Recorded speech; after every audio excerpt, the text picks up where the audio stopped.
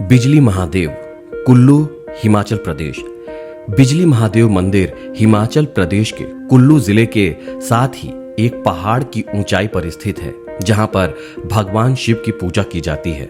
इस मंदिर में मान्यता है कि यहाँ पर हर 12 साल बाद आसमान से शिवलिंग के ऊपर बिजली गिरती है। कहा जाता है कि इंद्रदेव ये बिजली भगवान शिव जी की आज्ञा से ही उनके ऊपर गिराते हैं।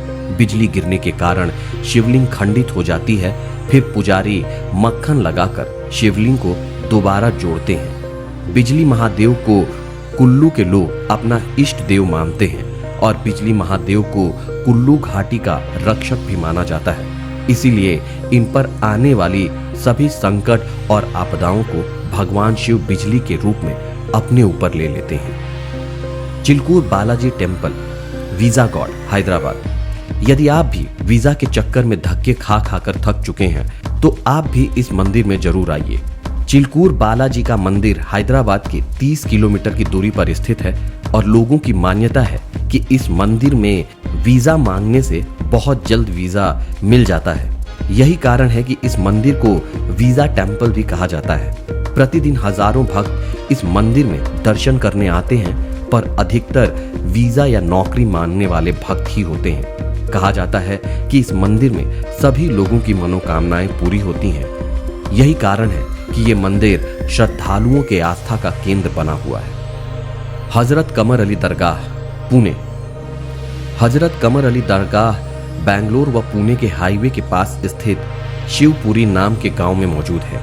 इस दरगाह की सबसे चौंका देने वाली चीज यहाँ पर मौजूद एक पत्थर है जो कि 90 किलो के करीब वजन का है।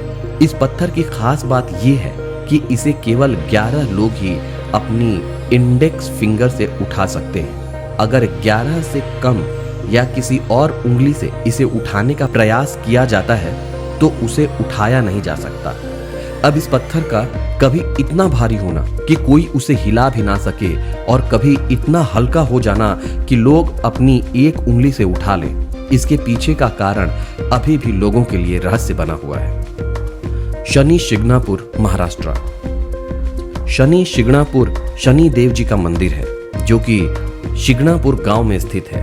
इस गांव की खास बात यह है कि यहाँ आपको किसी भी घर, स्कूल या दुकानों में दरवाजा देखने को नहीं मिलेगा और दरवाजा ना होने के बावजूद भी यहाँ चोरी का एक भी मामला सामने नहीं आया है। अपनी इसी विचित्रता के कारण ही ये गांव दुनिया भर में प्रसिद्ध हो रहा है।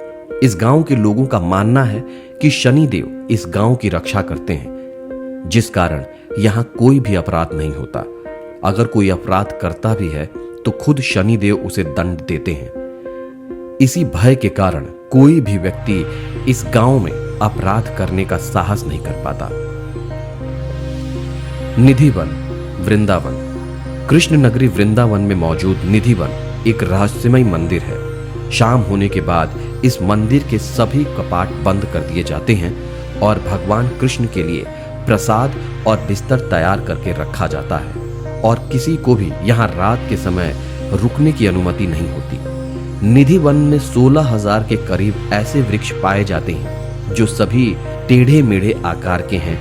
कहा जाता है कि ये सभी पेड़ श्री कृष्ण की गोपियां हैं जो रात को अपने रूप में आकर श्री कृष्ण संग रास रचते हैं और सुबह होते ही फिर से पेड़ों का रूप धारण कर लेते हैं। निधि वन के पेड़ों की खास बात यह भी है कि ये सभी पेड़ नीचे की तरफ झुके हुए हैं, जबकि आम तौर पर पेड़ों का आकार सीधा होता है। मंदिर की सबसे चौंकाने वाली बात यह है कि शाम के समय मंदिर में रखा गया प्रसाद सुबह के समय आधा खाया हुआ होता है और बिस्तर भी बिखरा हुआ मिलता है। कहा जाता है कि बहुत से लोगों ने रात के समय छुपकर इस मंदिर का रहस्य पता लगाने की कोशिश की, लेकिन वो या तो पागल हो गए या फिर उनकी मौत हो गई। और इस मंदिर में रात के समय क्या होता है, ये रहस्य आज भी अनसुलझा है।